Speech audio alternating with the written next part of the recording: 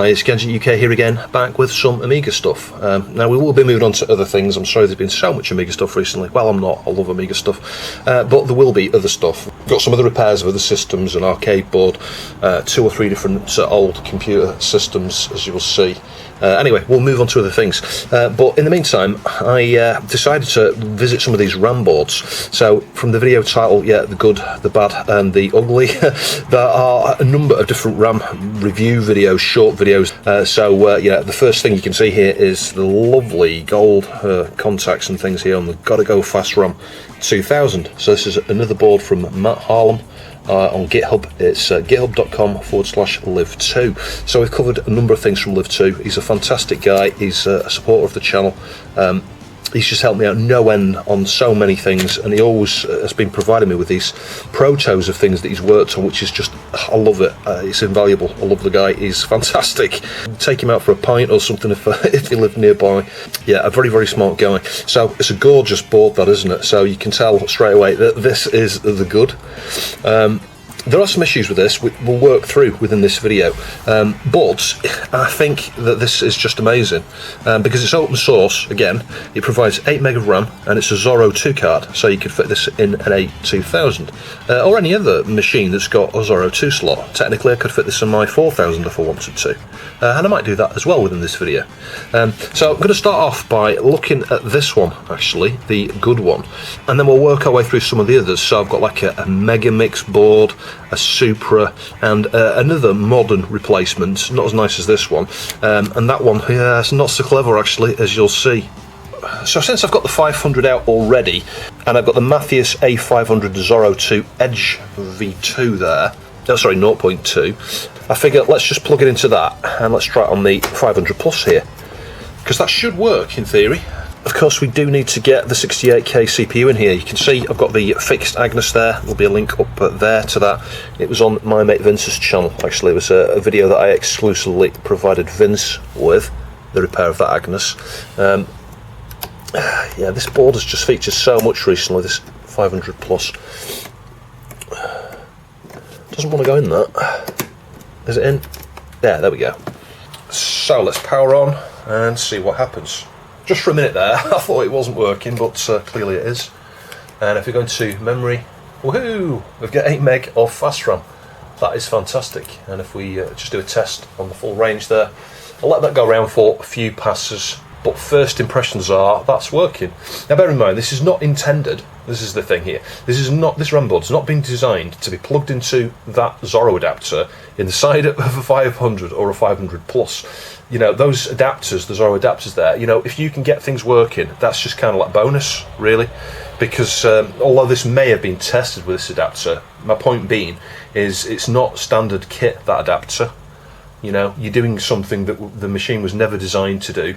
In a 2000, you've got some additional buffering going on. You've got buffering on the data bus, buffering on the address bus, buffering on some of the control signals. Some of that results in slightly less performance on a 2000, as I've found, as I've been testing various accelerators. You do tend to get just a little bit less performance with certain cards and certain accelerator cards in a 2000 versus the same sort of mods going straight into a 500. And I put that down to that buffering, adding a little bit of propagation delays and that sort of stuff going on. But anyway, yeah, it's working, as you can see, in the 500 Plus, so this is fantastic. And of course, it's a bit of a crazy first test, because you know what, that is the most unrealistic way you would want to use it, really. If you wanted to add 8 meg of RAM to your 500 or 500 Plus, you go with LIV2 again, Gotta Go Fast RAM board, or an MKL one, or Kipper 2K, or something like that. This is perhaps the most compatible I've found, just based on the fact that it's, you know, it's up to date, it's modern, and it's been recently actively supported by LIV2. He's done a number of different firmware changes to that. Anyway, that does work. As you can see, we've gone around the full range there. We've done all 10 meg, so we've tested the chip RAM and the fast RAM. You know, you may think I should just focused on just the fast RAM range, because you can specify what you want to focus the test on, but I always let it go around the whole range, and that's always a good thing to do, because you're testing compatibility with everything. You know, you never know, we may have a problem with chip RAM access or something based on adding something to a system, so there is mileage in testing all of the RAM address range there. So next up here is the A2000. It was the first A2000 board I repaired on my channel actually. You know, I had to cover lots of things with the solder mask cover in here, nail polish actually, and it had a RAM fault. I had a later RAM fault repair as well. It's been partially recapped this board, and it's had a couple of tweaks to bring it slightly more in line with the 6.2 or 6.4. So namely, resistor arrays removed here. It's got the resistor arrays underneath the chips here, but unlike my other board, this one's got the standard 74 LS 245s here buffering the data bus.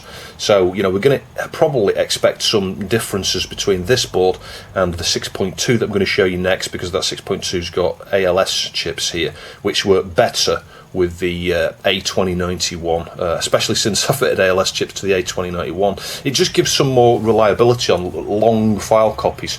Most people perhaps would never notice a problem with an A2091, but on certain combinations of boards and things, certain motherboard revisions and stuff, depending on the mods you've had done, you'll find that if you copy, you know, a 400 meg file, it will fail. It happens every single time. I actually had that same problem across all three of my A2000 boards. I was convinced there was a problem with the A2091, and that's why I ended up fitting ALS chips, and that solves the problem actually. And the A2091 works fine in this board, even though they haven't got ALS chips here. It just solves the problem. There's no stability issues with long file copies, but it could cause us some issues with this RAM board. So I just grounded myself by touching the power supply here. If you've not got an ESD wrist strap nearby or a plug socket, something like this, you know, the earth on this connects straight to mains earth, yeah, and the chassis, I've tested on connectivity, the chassis here, the screw points, if you just touch those, you earth yourself. So because this is right next to the motherboard, and if you avoid movement and stuff, you shouldn't hopefully build up any static electricity. You could of course clip your ESD wrist strap onto a power supply somewhere like that. In any case, I am literally holding the power supply as I do this, so I am grounded. And we'll just get it into, I'll let go of the power supply now, into the first slot, and let's give that a go. So it's got test kit in there in the floppy drive, and if we go into memory, there we go. So it's auto configured there and detected 8 meg. So we'll do test all memory, and again I'll report back in a minute. So again, that went through the full address range there. It's only got 1 meg chip here, but went through all 9 meg, and no problem at all. Rock solid in terms of memory. Now, because this is an A2000, obviously you may want to fit other things, and my testing here is going to be limited because I've not got very many Zorro cards. I'd love to get one of the CPU cards, you know, the ones that give you an XT or a 286 or a 386. Perhaps at some point. Those are featured on Jan Beater's channel and recently on Adrian's Digital Basement.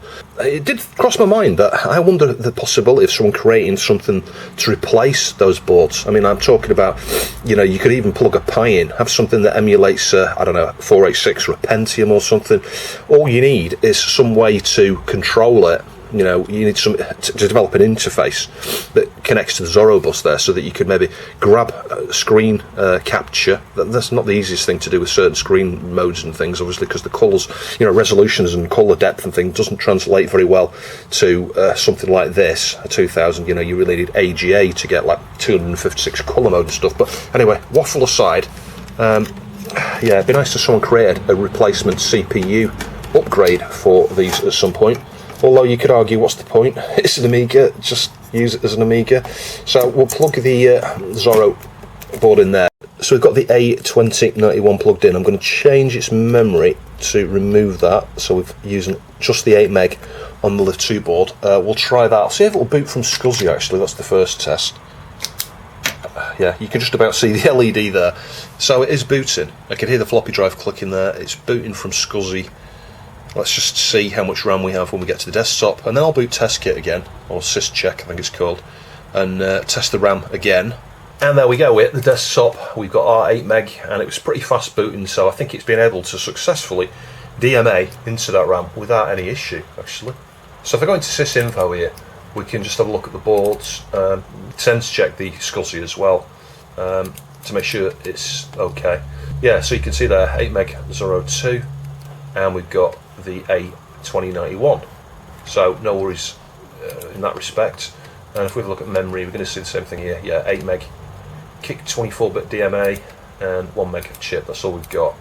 We'll just do a drive speed check, because that should be, I don't know, around a meg, about 900k or so, maybe a little bit less, a little bit more. As I say, you get slightly less performance on a 2000, the same hardware, versus a 500 plus. That's what I mean there, 842k per second. If I did the same test with an A590, I'll guarantee it's like 900. It's more, slightly more. So that's the interesting thing with the 2000. You don't get as good performance as you might expect, certainly from my experience. So I'll do a quick memory test on this one. I'll report back when that's done. Tested the full range there, no problems at all. The next thing I'm going to do is just switch the RAM back on the A2091, let autoconfig run. We should end up with 6 meg, and we'll run the memory test again and see if that works, and I'll boot to the desktop again after that.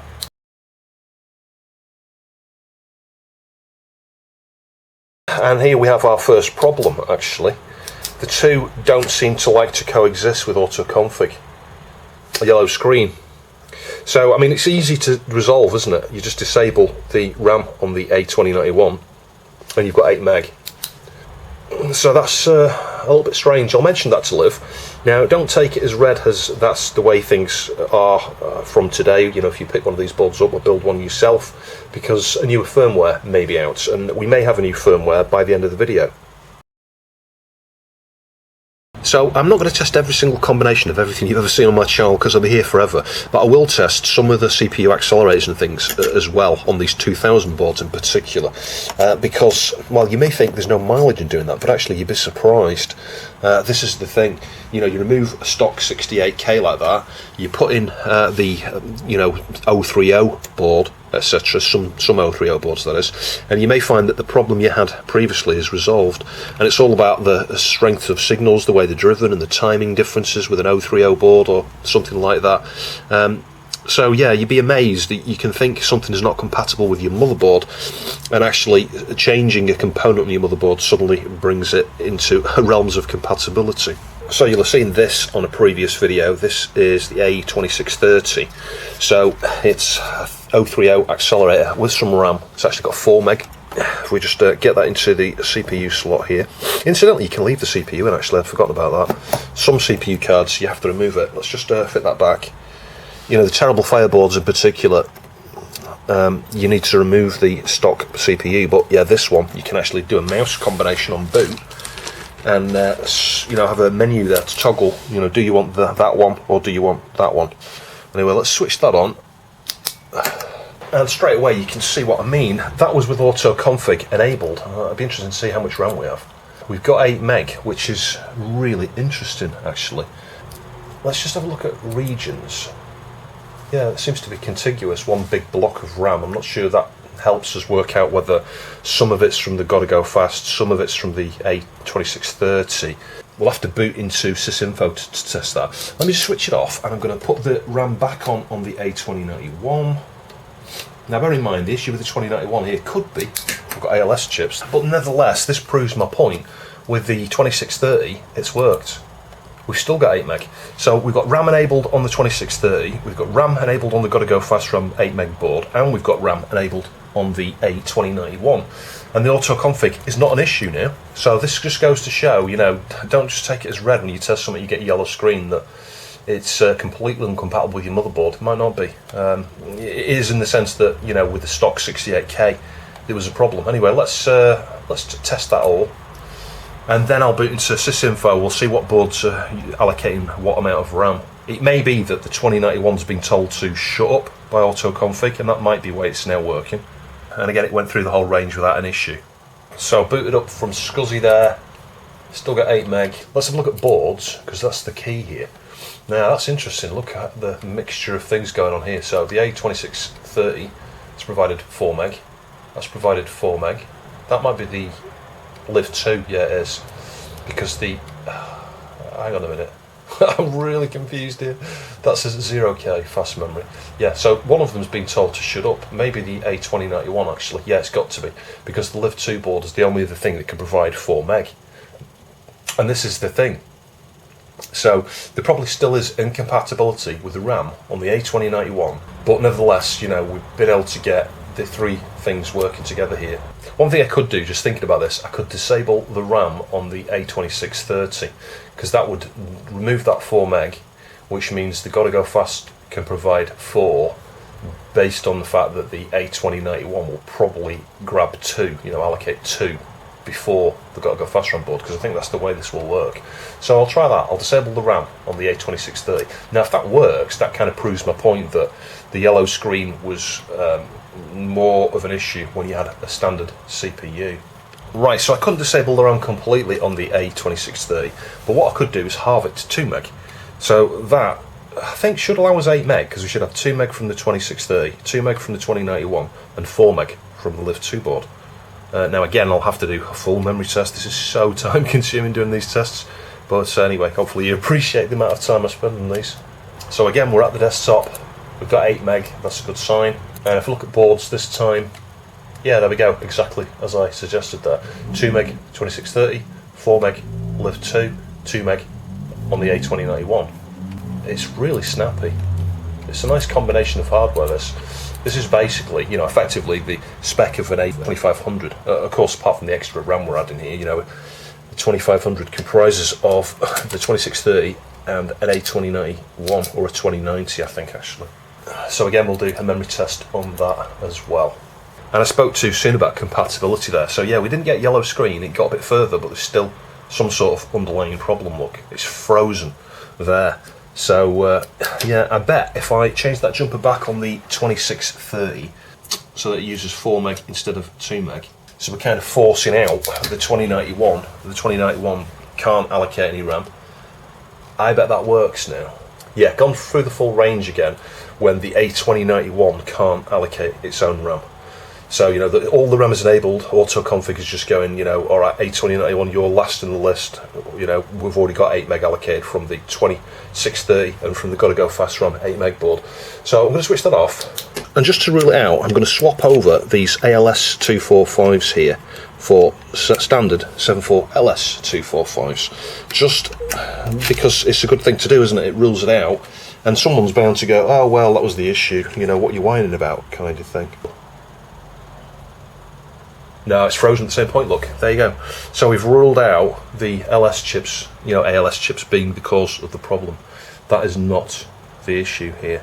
And I didn't really expect this to work, but this is the TF530 in combination with these two boards here, you know, the A2091 and the Gotta Go Fast RAM 8 meg board. So the terrible fire is the 5080, I think, so that's working. And it's saying both the other boards are defective. Now, if we remove one of them, let's try that. I'll remove the 2091. Now, you've got to remember the TF530 was never designed to work with all of these boards like this. So if it does work, it's a bonus. Yeah, that's booting. So it seems to be the A2091, and that's my experience. And you can see we've got 6 meg there. So we'll do test all memory, see if that goes round. It's a nice test though, because it just goes to show that you could, you know, take a TF530 like this, add the LIV2 Gotta Go Fast RAM board, and gain some RAM. Now, of course, with a CPU accelerator, when you add fast RAM like this, you're going to slow the system down. Ironically, you know, it depends on how it allocates, you know, how it prioritises the RAM on boot, as I sort of showed in the TF530 video and in the Mathzar, is it called? I think Matthias says it. 14 megahertz board that you may or may not have seen yet.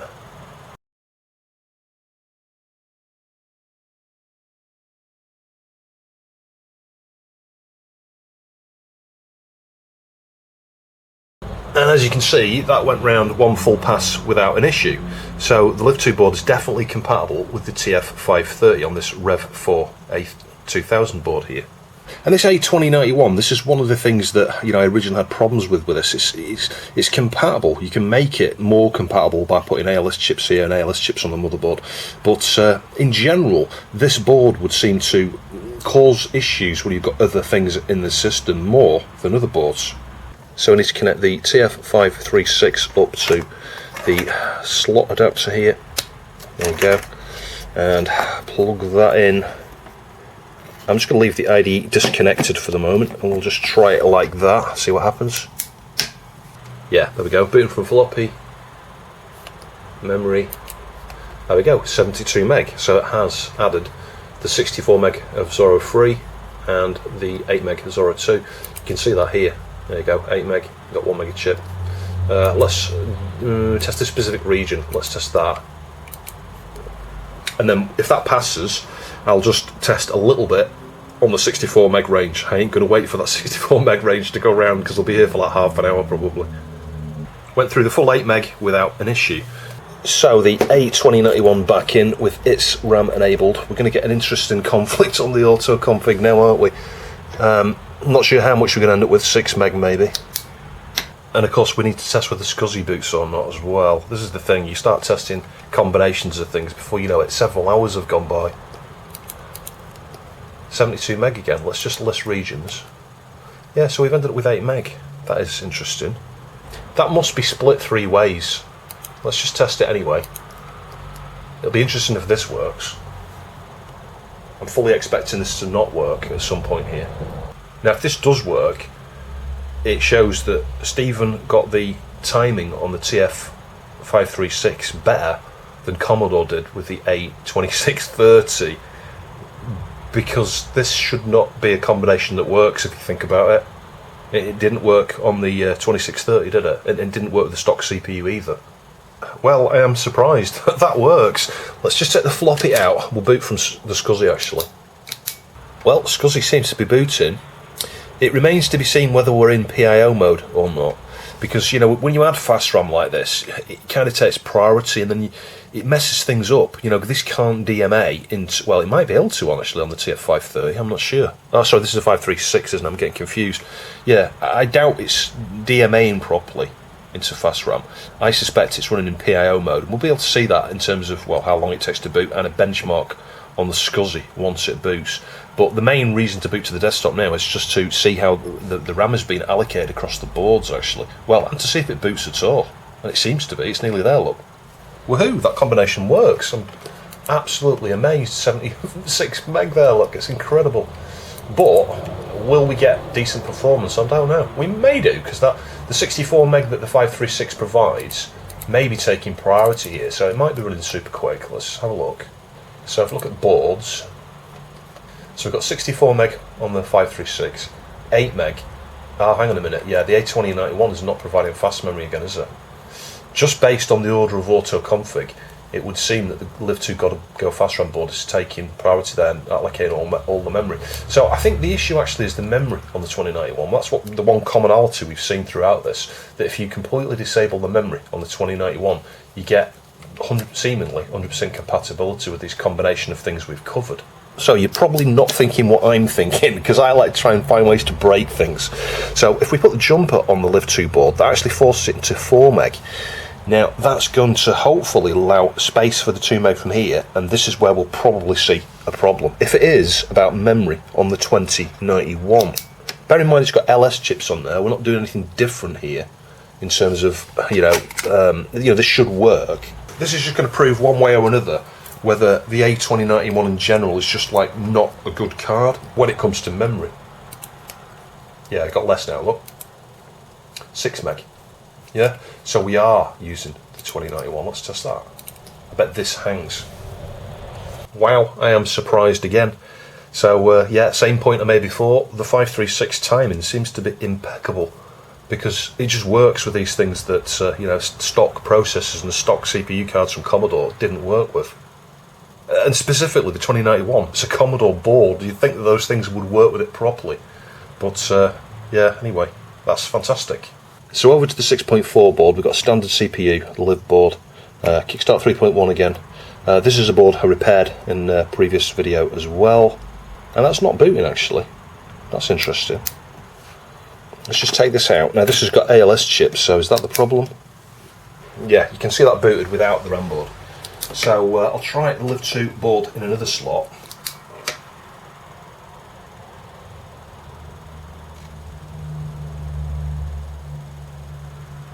Yeah, it sort of started to boot and then it failed. So again, let's just rule out ALS chips. Let's take these ALS chips out. Those are Signetics ones as well, actually. They've got a bad reputation. And I don't mean in terms of reliability and stuff like that. I'm talking about the timing on them compared to other ALS chips. I think is subtly different. Or they might be noisy or something, I don't know. I've just know that the Signetics buffer chips and Signetics CPUs are just a bit different enough to, in some instances, cause problems. So let's get these So let's get some LS245s. I'm just looking for pin 1. It's up there, isn't it? That's 1. They've got quite short legs, these, but they will reach. Let's try that. Now, incidentally, LIV2 did send me some ALS chips, so I might fit those and then retest the things that didn't work, and the things that did work, with those on. But anyway, that has worked, look. So if you've upgraded your board to put ALS chips there, that might give you some compatibility issues. You might need to revert back to LS chips. Now bear in mind, the only reason I had ALS chips on there was because of the 2091. So stock CPU worked perfectly. So with the A2091, yeah, we've got 6 meg there. Let's do that specific range. We'll do the 2 meg on the 2091. Yeah, so the A2091 memory is okay there. We'll test the LIV2 RAM. Yeah, and that works okay as well, actually. I'm going to test it with the 2630 again. So I've gone straight to disabling 2 meg on the 2630. So out of that 8 meg range there, let's just test it. I would assume we've got some of the RAM on the 2630, some on the 2091 and some on the Gotta Go Fast RAM board. We'll only know when we boot SCSI in a minute and see how the memory's set up. So that's still going. It's going to take a few minutes at least. Yeah, and that worked. So that combination seems to work. So I'll remove the disk, boot from SCSI. Let's just see how the memory is allocated. No problems booting again. And reminder, I've got ALS chips on the actual 2091 at the moment.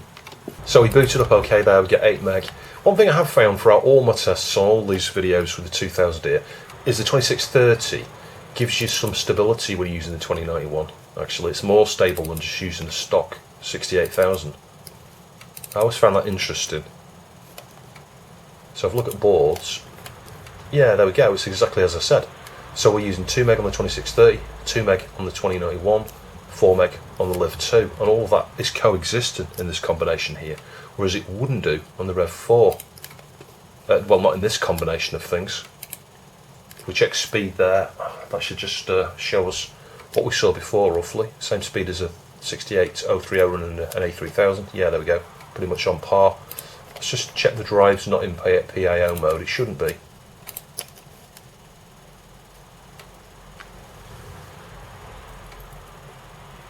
Now I suspect maybe the opposite is going to be true when we come to the 536. There you go, so you're just under 900k, so everything's running fine there. That's quite a nice combination that seems to coexist together. But I mean, so far, the Gotta Go Fast RAM from LIV2 is, you know, fantastic here. It's certainly a good card. So testing with the 536 here. Again, it's not got IDE connected, so that should time out, and hopefully it should boot from SCSI. So we booted up. Let's have a look. We've got 74 meg or something there. Let's have a look how that's split. So we've got 64 meg there, 2 meg, 4 meg. So we are using the RAM on the 2091, and everything's working. So again, this is a combination I don't think worked. You know, the RAM on the 2091 was the issue on a Rev4 board. So have a look at drive speed. I'm curious whether this is in PIO mode. It should be, I think, but it might not be. Yeah, it's running very, very slow, that. So I think that's fallen back to PIO mode. Now, I think the issue there actually is perhaps the ROMs on the 2091, the way they've been coded. It might be similar to what Stephen found on the CDTV, where, you know, it's very specific about how it allocates the RAM there. Kid you not, I've been waiting 10 minutes for it to come back. It's still doing something with the drive. I'm not sure if it's crashed. I don't think it has the cursors moving around, and I can hear the floppy drive clicking. So if it does eventually come back, it's going to be super slow. Yeah, this combination, I'm not sure if this is ever going to come back. I've been waiting literally about 20 minutes. So I don't think that's working. I'm just out of interest. I'm going to put LS chips back onto the thing here just to see if that makes a difference. Now, I've seen that behaviour before. I think testing with the 536 and the 2091. What is interesting, obviously you can boot. You can boot fine from the SCSI there. Let's just see what happens with the time gal. Will that start?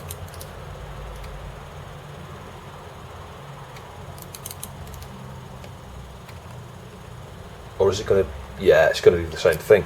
So there is some sort of issue, but this is a compatibility thing between the 536 and the 2091 on this Rev 2000.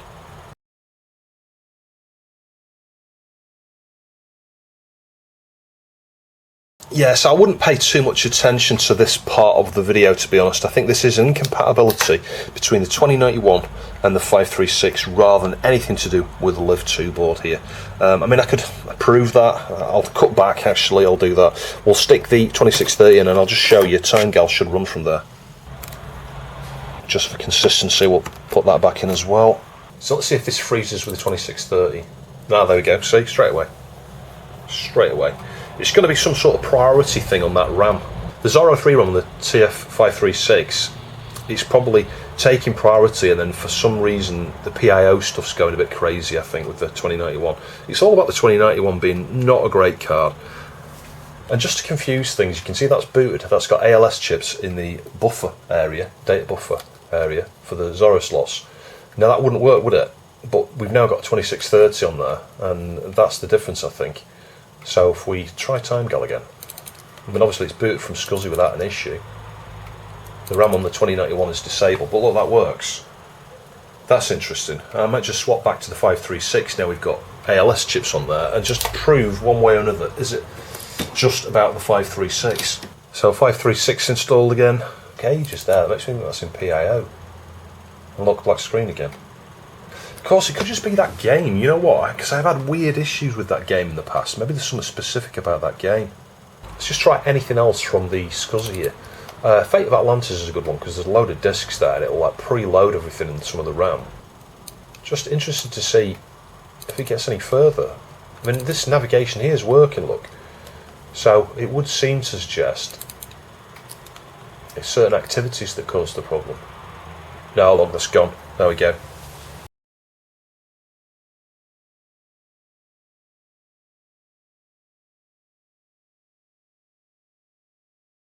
So something I remember LIV2 telling me ages ago, and I did have this wire on here, is a signal from the BOS pin on this CPU adapter here to ground. And this only seems to relate to certain cards and things like that, particularly the 536. And obviously, you know, the 530 perhaps, and other ones that plug in there using this adapter. But anyway, let's just see if that makes any difference at all. I'm wondering if it's like waiting on something coming back. We haven't got the LIV2 board in just now. I just want to see if we're getting the same behaviour of it freezing when we load Timegal. We've kind of gone out of the realms of what the scope of the video is, really. We're not even looking at the LIV2 board at the moment. We're just trying to work out what might be causing the problem with the 536 here in the SCSI. No, just the same, look. Just the same. So that BOS signal's got nothing to do with it. We did test the 530 on the previous board, so I'm just testing that combination as well. SCSI is booting. Put the wires on there for INT2 and OVR, by the way, on the 530, but it's just hanging on the LED there now, so let's try disabling the RAM on here. Let's just rule out the RAM on the on the 2091. Yeah, the same thing, actually. Let's remove the LIV2 board. Exactly the same behaviour. Sometimes it's about the location. Actually, let's just unplug this and move it right down here. We'll re-enable its RAM as well, actually, now, because otherwise it's going to have no RAM and be PIO. So again, you know, we're not really testing the LIV2 board because it's here. This is just an issue with the 6.2, the 530 and the A2091. Seems less compatible on the 6.2 than it was on the Rev4. So from that, you could gather that obviously the location of the board sometimes is super important. Have we got 4 meg there? Oh yeah, there's 2 meg on each one, isn't there? And that combination seems alright, so we'll switch it off and stick the LIV2 board in now. It's enough to drive you to despair sometimes working on these 2000 boards. And that combination seems to be working as well, just from juggling those two cards around so that... Ooh, hang on, maybe not. Yeah, that's frozen. So that didn't quite work as expected. I'll disable the RAM on the 2091 again. Maybe we've got the exact same problem we had in the Rev4 board. Yeah, that worked, strangely enough. Wow, that works. I'm going to try and boot from SCSI, actually. I'm just curious if this will boot from SCSI with the LIV2, 2091 and TF530. No, that is interesting. It just came up with the sticky disk in screen. So that's something I have not seen here. There's no ID here, but for some reason it couldn't auto boot from here. So holding both mouse buttons down we did get here, Let's have a look at boot options. Yeah, look, it's not seeing the SCSI at all. That is strange. I'll try it without the LIV2 board. Yeah, so without the LIV2 board, it still doesn't work. So for whatever reason, it could be the ALS chips. On this board, the 530 just doesn't like the 2091, but that isn't what we're testing here. It's information anyway. Now, this is a prototype board, and LIV2 did provide me with some ALS chips here. So, in the name of science, let's just swap them anyway. Why not? We can always put the original ones back on. Hopefully I won't damage them. So we'll just get some flux on there and remove them with hot air. I always tend to go quite hot actually on things like this, 400 degrees hot, C that is. Because I do realise in the US and other countries, you guys measure things in Fahrenheit. I really don't like doing this because it's such a lovely board, but we can clean it up, you know, put it in the ultrasonic layer. Let's just hope it come off easily, and hope I don't damage anything.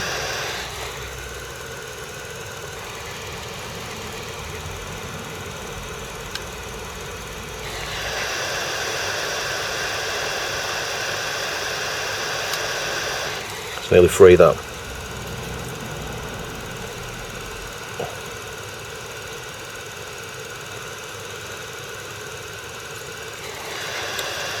He says, famous last words. There you go, that's one off. This one should be easier because we're right next to it with the heat.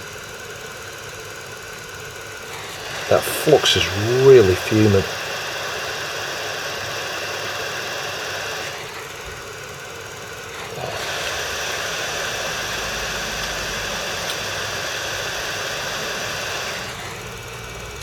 There you go, it's coming off. We are. So as I said, I didn't really like doing that, but it's yeah, it's in the name of science. He did provide the chips, so I think he was assuming that some level of experimentation would be required here. Probably going to remove some of the solder mask here, I hope not.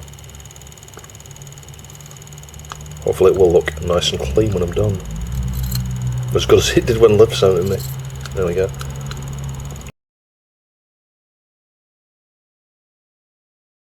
I'm cheating a bit here by going sideways, which is something I would not normally do. I think we've removed a bit of solder mask just there, but anyway, right, let's get the new chips. So I've anchored the VCC and ground on those. They're fairly straight. Just get a little bit of flux along here. And we'll have a drag. So I've anchored this corner, so I'll start on this side here. They absorb quite a lot of heat, those. Alright, the iron's not been on very long, to be fair. And that's one reason it didn't flow very well on those first few pins there.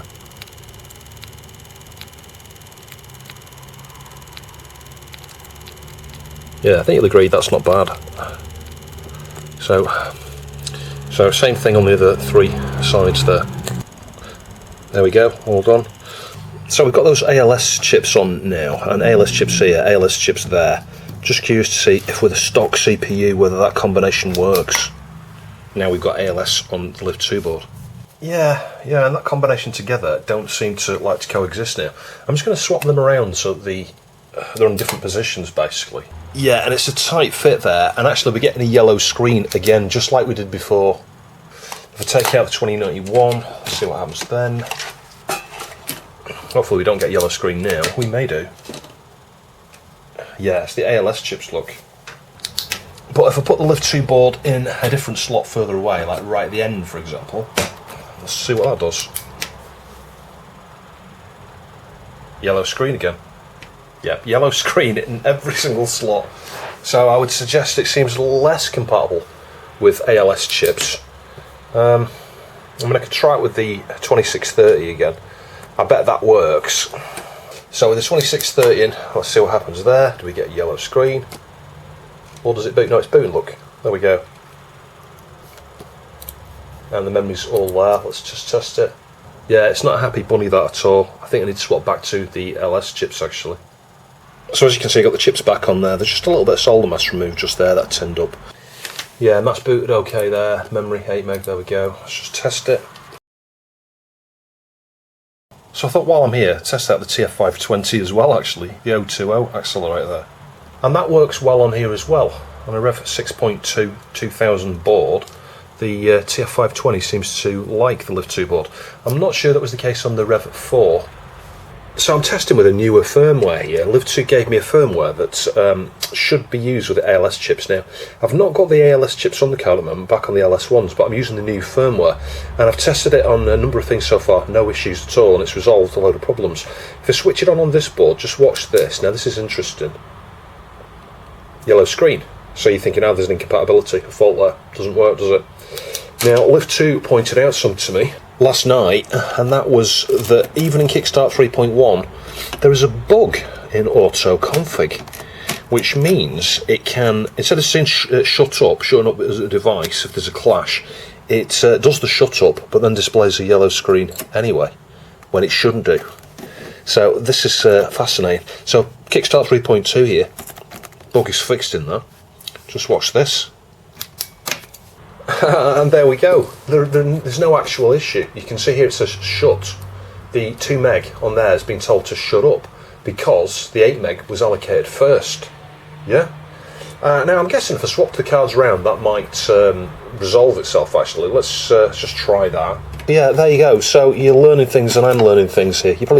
So you may have already known that. I certainly didn't. I did not know there was a potential for a yellow screen Kickstart screen there, just based on the fact that there was a bug in Kickstart that was related to auto config. So yeah, like I said, just changing this around, you may think, what's the difference?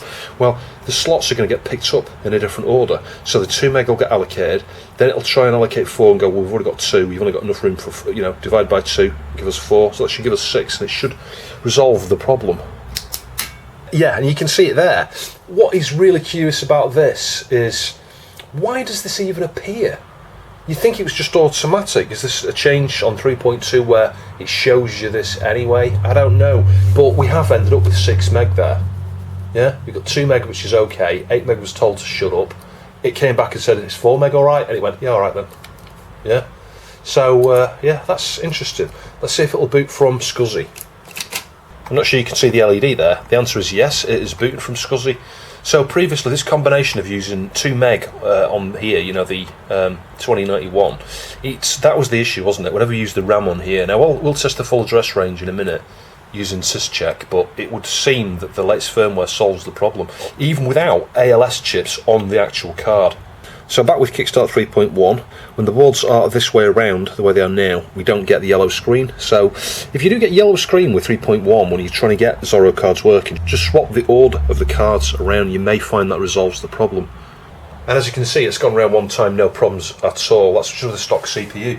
I've booted from SCSI, no problem, loaded time gal, played a few games, everything runs fine. So that's all looking very promising with that new firmware. So I didn't film the process of flashing the firmware on this, but it's just the same as the terrible fireboards.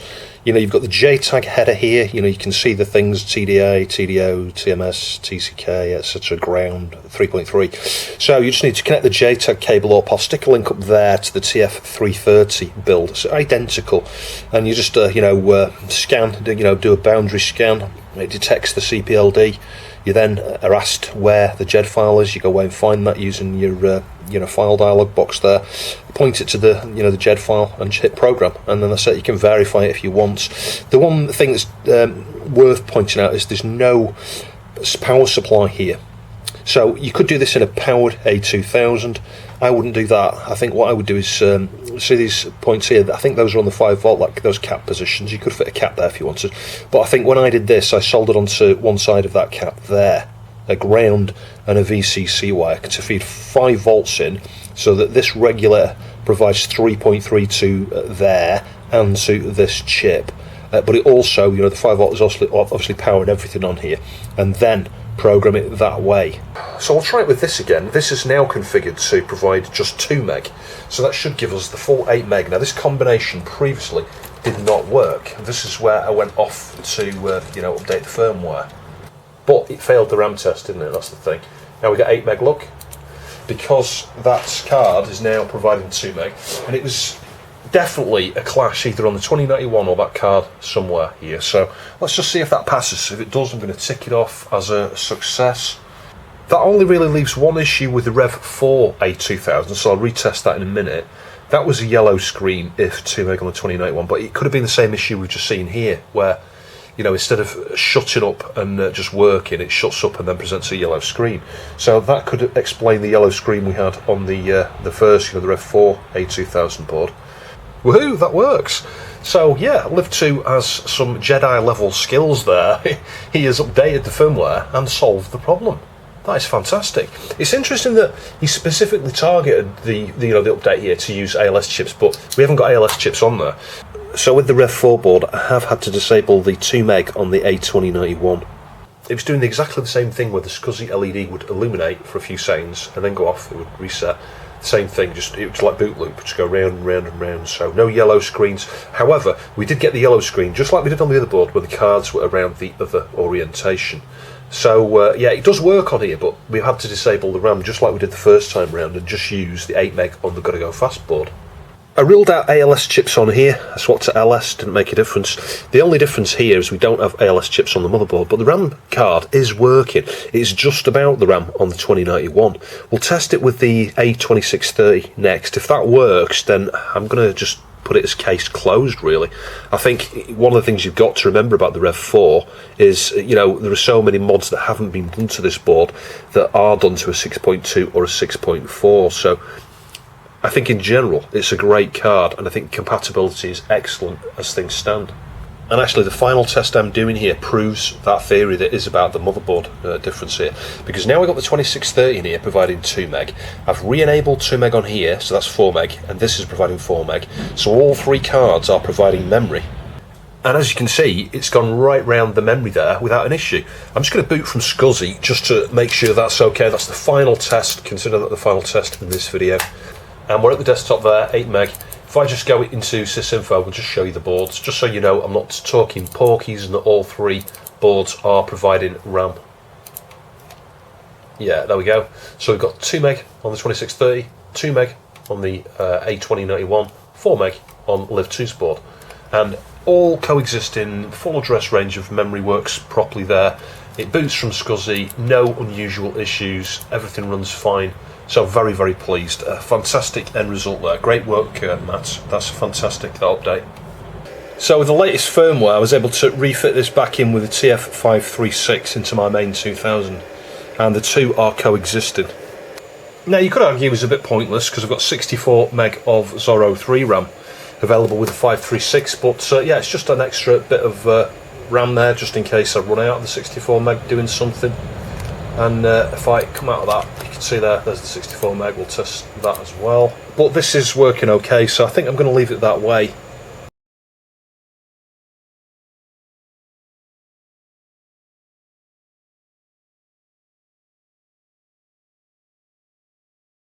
Well, I spoke too soon, actually. I've moved it to a different slot, I'm not getting anywhere with it.